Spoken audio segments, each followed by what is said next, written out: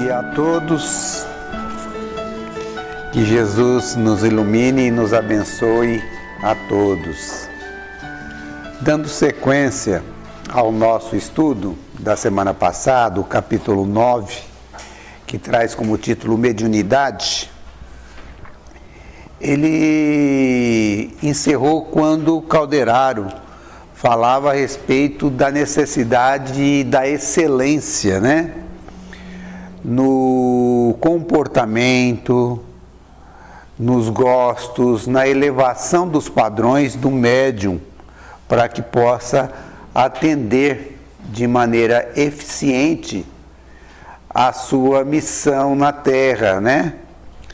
E nesse momento a gente vê quanto é importante, né? A gente está elevando os nossos padrões a ponto de ver a vida de uma maneira diferente, né? A gente vê, às vezes, os benfeitores espirituais, a forma como André Luiz vê a vida, né? Tem um livro em que o Sr. Ramiro Gama, ele põe um reparo, né, na vida do Chico, quando ainda era um jovem, e ele fala sobre a forma diferente. Ele já é uma pessoa mais velha, e o Chico novo, e ele começou a observar a diferença de maturidade do senso moral dos dois espíritos, dele e do Chico, né? Dizendo assim que o Chico conseguia ver beleza num fiapo de nuvem no céu, numa flor no meio da grama, né? Na gota de orvalho, no barulho do vento, no murmurejo do rio, né? Na grandeza de uma árvore, né? Ele conseguia ver essas coisas, e ele, né, Ramiro Grão, apesar de ter conhecimento espírita, não conseguiria ver. E eu vejo aqui que Calderaro está chamando a gente para justamente essa maturidade da nossa sensibilidade. E Calderaro, então, continuando o diálogo com André Luiz, ele diz que é por isso, André, que consideramos a mediunidade estável e mais bela, começa entre os homens no império da intuição simples. Ou seja, né, nesse intercâmbio entre nós e os espíritos superiores ou inferiores, no propósito de auxiliar, no propósito de dar uma sugestão, de dar uma ajuda uns para com os outros, né? Os espíritos, né, influenciam em nossas vidas, nos pergunta o Kardec no Livro dos Espíritos aos benfeitores espirituais. Mais do que imaginais, são eles que vos dirigem. Essa é a resposta, né? Então, para a gente conseguir entender o raciocínio dos benfeitores espirituais, é preciso a gente aprender a querer melhor, né? A elevar o nosso padrão moral, a aprender a fazer boas escolhas, né? E não agirmos de acordo com o que o João de Jesus outro dia falou, o exemplo aqui do Chico, a respeito da tentação, a explicação do Chico, né? O Chico disse assim, que a tentação é uma coisa que nós corremos dela, mas corremos bem devagarzinho, né? Para dar tempo dela pegar a gente. Então, na realidade, é preciso da gente querer abandonar as coisas da herança evolutiva nossa, os nossos vícios, os nossos hábitos, o nosso orgulho, a nossa vaidade, o egoísmo, né? Deixar para trás a inveja e ter os olhos de ver, ouvidos de ouvir, para nós conseguirmos vermos as sinalizações que o Cristo e que os benfeitores espirituais têm nos passado. Construir luz própria e conquistar harmonia íntima. Elevar os nossos níveis de magnetismo para que nós possamos conseguir entender, querer o plano espiritual maior em nossa vida, né? Senão vai ser igual aquele desenho, né? Do Disney, né? Do Pateta, onde ele tinha o diabinho de um lado e o anjinho do outro, né? E que ora atendia aos arrastamentos da influência da animalidade e ora atendia os apelos, né, da espiritualidade maior. Aí Calderaro traz um exemplo interessante. Ele traz para nós como exemplo de mediunidade Moisés, né, que desempenhou a sua tarefa, ou seja, ele fez aquilo que era para fazer, ele cumpriu a missão que ele veio fazer na terra, compelidos pelas expressões dos fenômenos que o cercavam, ou seja, aquelas línguas de fogo, a ação de efeito físico, as aparições de espíritos, as vozes materializadas, raios que desciam, né, raios de luz que desciam no chão, a ajuda que muitas vezes apareceu para ele.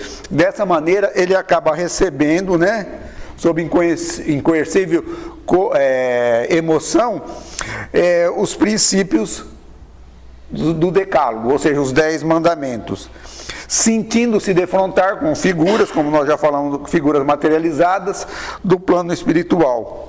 Cada Calderário põe aqui assim um mais, né? Ele fala, entretanto, né? Ao mesmo tempo em que transmite o não matarás, que está lá no 10 mandamentos, não matar, né? Ele não parece muito inclinado ao inquebrantável respeito à vida alheia. Sua doutrina venerável, embora baseia-se no exclusivismo e no temor, né? Talvez pela necessidade da época, né? Ele dirige o povo com violência, cria, né, guerras, treina homem para o combate, né, e impõe esse tipo de combate para conquistar lugares como a Terra Prometida e coisas. Apesar de trazer o conhecimento das leis divinas, né, não se aplica a si mesmo, né? Calderário então afirma de maneira categórica que com Jesus foi muito diferente, né? Jesus mantinha-se, esse aspecto da mediunidade com Jesus foi muito diferente, né? Jesus mantinha permanente contato com o Pai Celestial através da consciência e do próprio coração. Transmite ao homem a revelação divina, vivendo-a em si mesmo.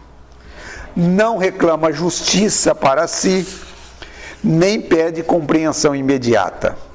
Ama a criatura e serve-as, mantendo-se unido a Deus, e em razão disso, o Evangelho de Jesus, a Boa Nova, é mensagem de confiança e de amor. Vemos, pois, 2 tipos de medianeiro do próprio céu, eminentemente diversos, mostrando qual o padrão desejável. Aqui a gente vê que Calderário nos oferece 2 grandes exemplos de missionários. E com uma simples análise fica bem claro para todos nós a superioridade moral do Cristo, né? Capaz de se manter no foco, unido ao objetivo que trazia para a existência. Por isso utiliza a sua capacidade de comunicação com as esferas superiores de forma correta. Sua conduta nos dá exemplo a seguir para servir ao bem e vencer a nós mesmos e vencer ao mundo, como o próprio Cristo nos disse. Calderário então volta a falar sobre o nosso padrão de mediunidade, né? Sobre o padrão de mediunidade que nós devemos fazer. Aí ele diz assim, ó, que no mediunismo comum, portanto, o colaborador servirá com a matéria mental que lhe é própria, sofrendo-lhe as imprecisões, né, ou seja, as confusões naturais, diante da investigação terrena. E após adaptar-se aos imperativos nobres da renúncia pessoal, edificará de improviso, mas à custa de trabalho incessante, o templo interior de serviço, no qual reconhecerá a superioridade do programa divino acima de seus caprichos humanos. Atingida essa realização, estará preparado para sintonizar-se com o maior número de desencarnados e encarnados, oferecendo-lhes como ponte benfeitora oportunidade de se encontrarem uns com os outros na posição evolutiva em que permaneçam, através de entendimentos construtivos. para nós, a orientação aqui de Calderário é de esforço, de disciplina, de vigilância e de esforço para a renovação dos nossos hábitos e sublimação de nossas vibrações para que possamos servir com a mediunidade de forma mais efetiva, auxiliando o plano superior a implantar os seus objetivos maiores, amparar aqueles que necessitam de nosso auxílio, vivendo refugiados sempre nas zonas superiores de nossas mentes, servindo de exemplo, motivação a todos que partilham a nossa jornada. Volta então Calderário a dizer: devo dizer-te que não cogitamos aqui de faculdades acidentais, que aparecem e desaparecem entre os candidatos ao serviço, sem espírito de ordem de disciplinas, verdadeiros balões de ensaio para voos do porvir.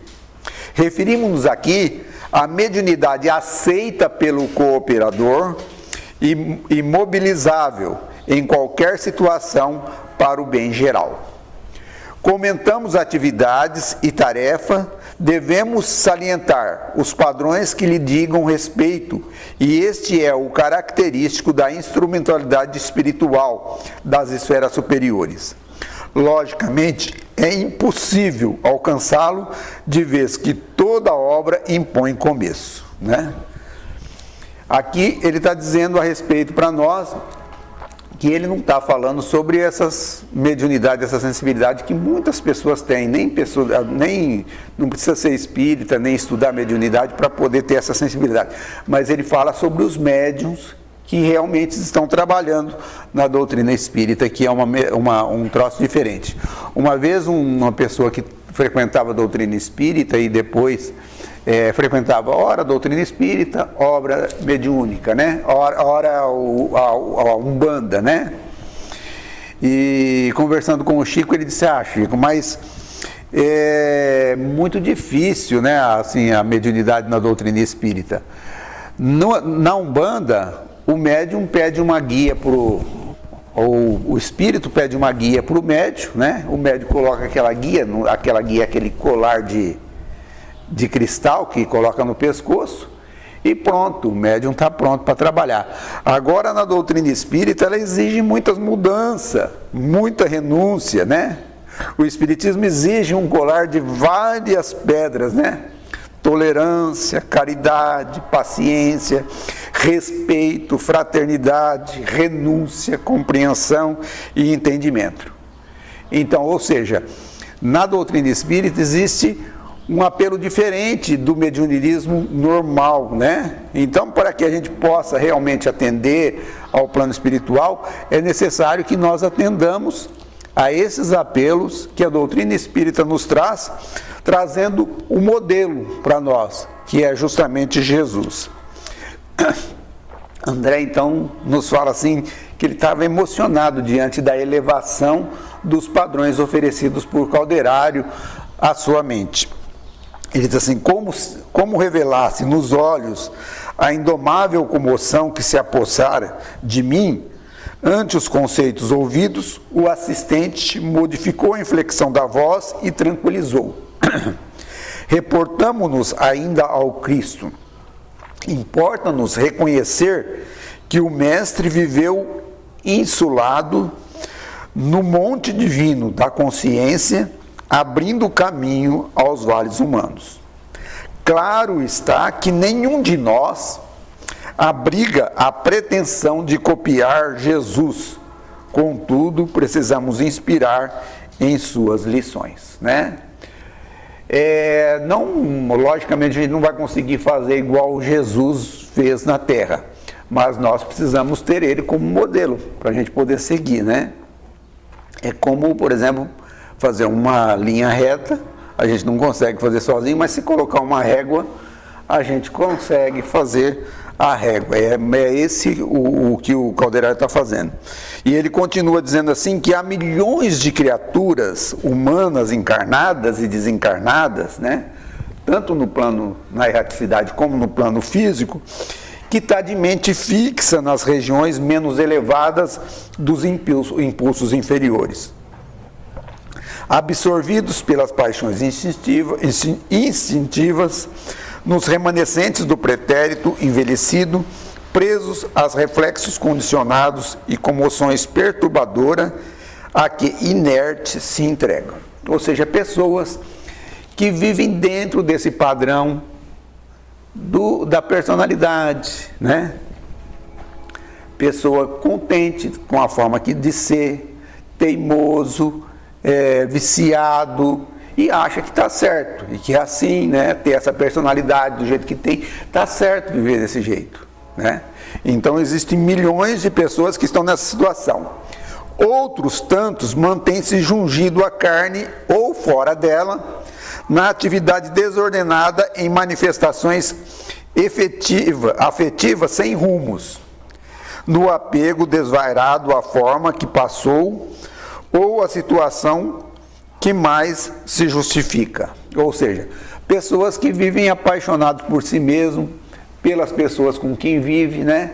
Vivendo aquela forma, né? A gente vê que muitas pessoas vivem uma loucura na Terra, mantendo a forma física, né? Uma guerra que vai perder, né? Mas a pessoa vive nessas coisas. Outros ainda param na posição beata do misticismo religioso exclusivo, sem realização pessoal. Espera só um minutinho.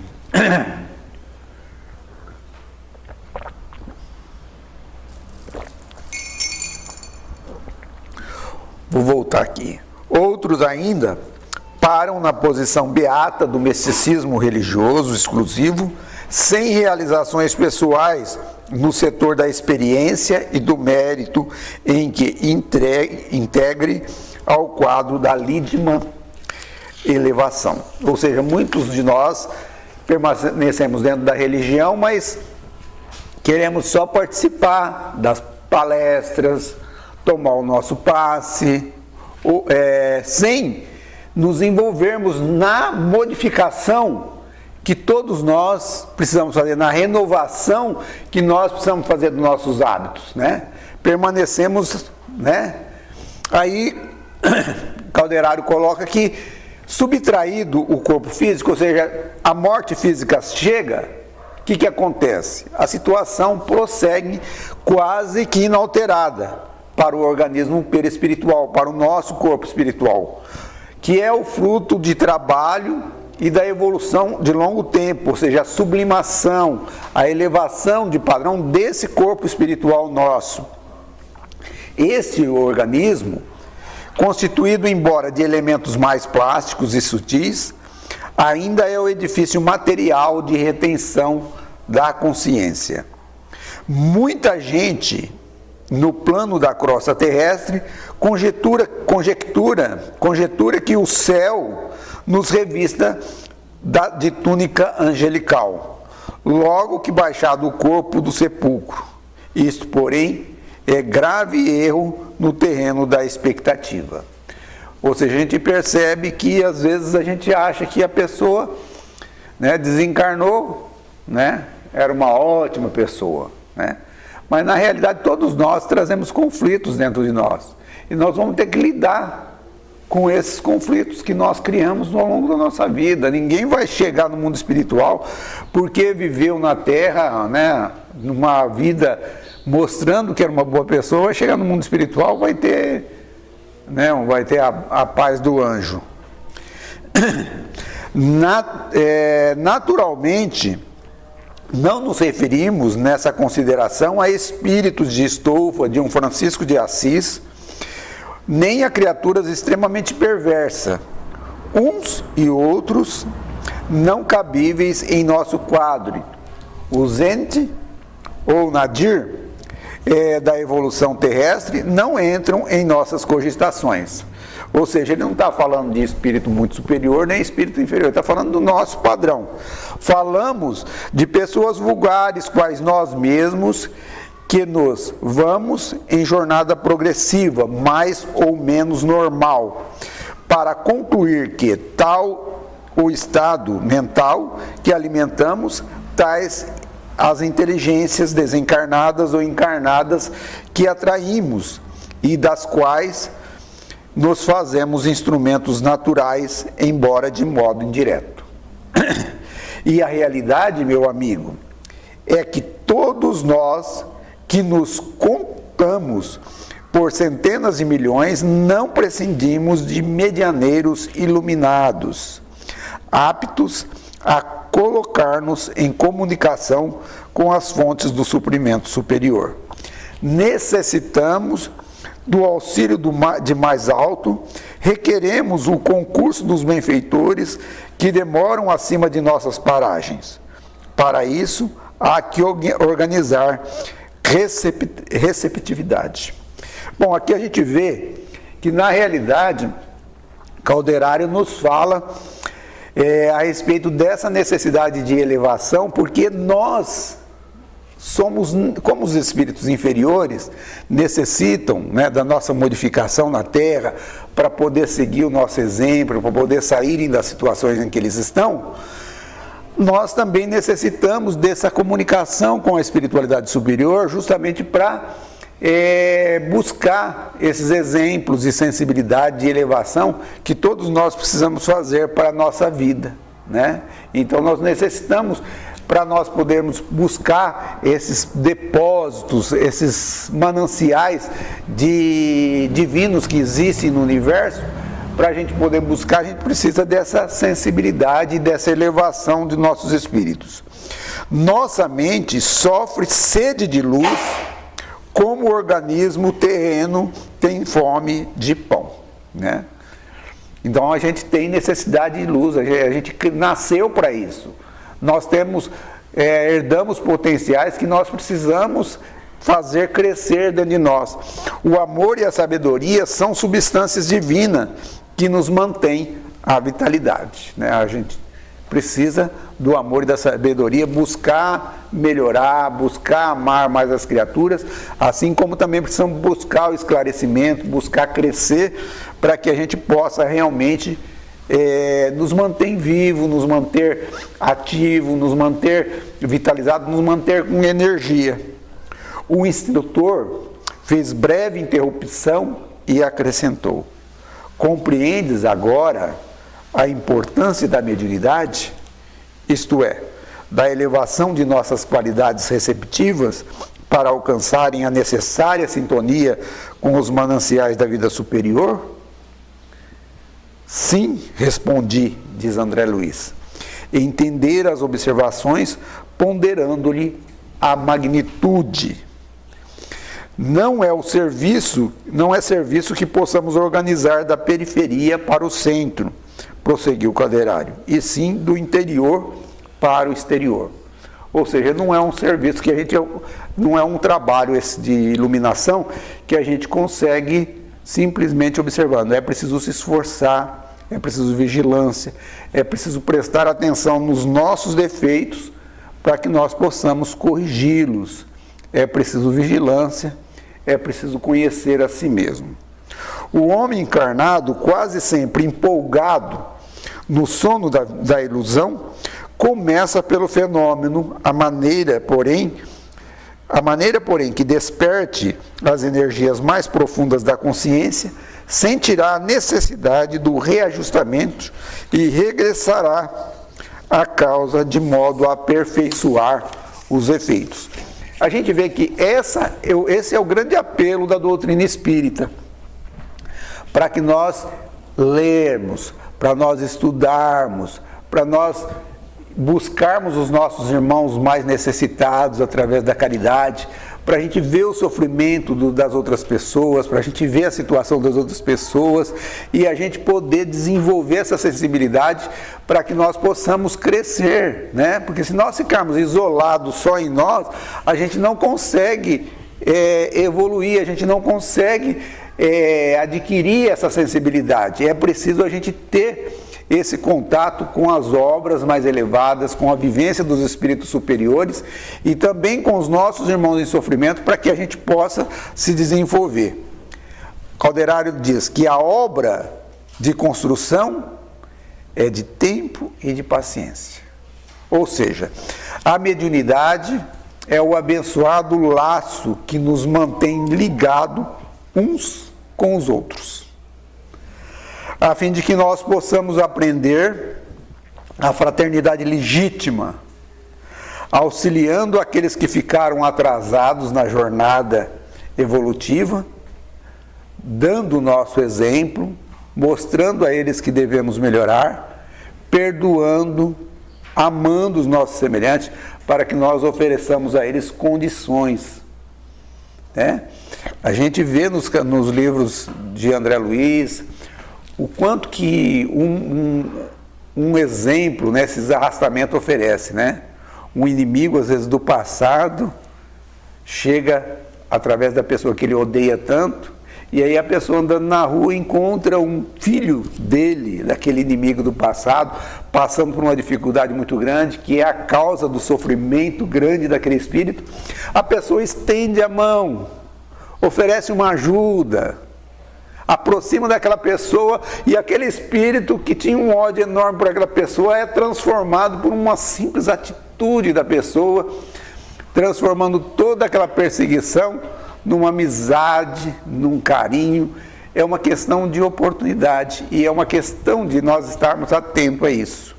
Da mesma maneira que nós auxiliamos esses nossos irmãos que ficaram atrasados no caminho da evolução, que ficaram presos a essas sensações da animalidade, do ódio, do rancor, né? Nós também precisamos desse laço que liga a nós espíritos com os benfeitores espirituais, a fim de que o apoio que nós precisamos para buscar o alto, a inspiração, os exemplos, as energias de um plano espiritual superior, para nós podermos vencer a nós mesmos, deixando a criatura velha que nós fomos no passado, para iluminarmos, para sublimarmos, né? Porque nós somos espíritos imortais, viveremos eternamente, a nossa evolução será contínua. Chegado nesse ponto, né, da conversa, André Luiz diz assim, ó: chegamos a essa altura da conversação, chegados a essa altura da conversação, daquele bate-papo, o orientador convidou-me ao serviço de assistência à dedicada senhora médium em processo de formação. Era uma senhora que estava começando a desenvolver a mediunidade, né? E que vinha recebendo o socorro para prosseguir a tarefa com a fortaleza e a serenidade indispensável. Era uma senhora que tinha sensibilidade e ela poderia fazer muito com aquela sensibilidade que ela tinha. Por isso o plano espiritual maior estava investindo nela, para que ela pudesse, para ela não esmorecer, né, diante desses ataques, dessas críticas assaz que vinha sofrendo no lugar onde ela vinha desenvolvendo a doutrina espírita. Nós vemos aqui que os inimigos, nesse caso aqui, não eram espíritos inferiores, eram os próprios colegas da casa espírita que eram os inimigos. Propiciando-me o feliz ensejo, meu gentil interlocutor concluiu: o caso é oportuno. Observarás comigo os obstáculos criados pela tese animista, né? Então ele vai entrar aqui num caso onde ele vai estudar o que nós acabamos de estudar nesses dois primeiros estudos. Então a Marielle vai trazer para nós a semana que vem esse estudo. Que Jesus nos ilumine e nos abençoe a todos. Muita paz a todos.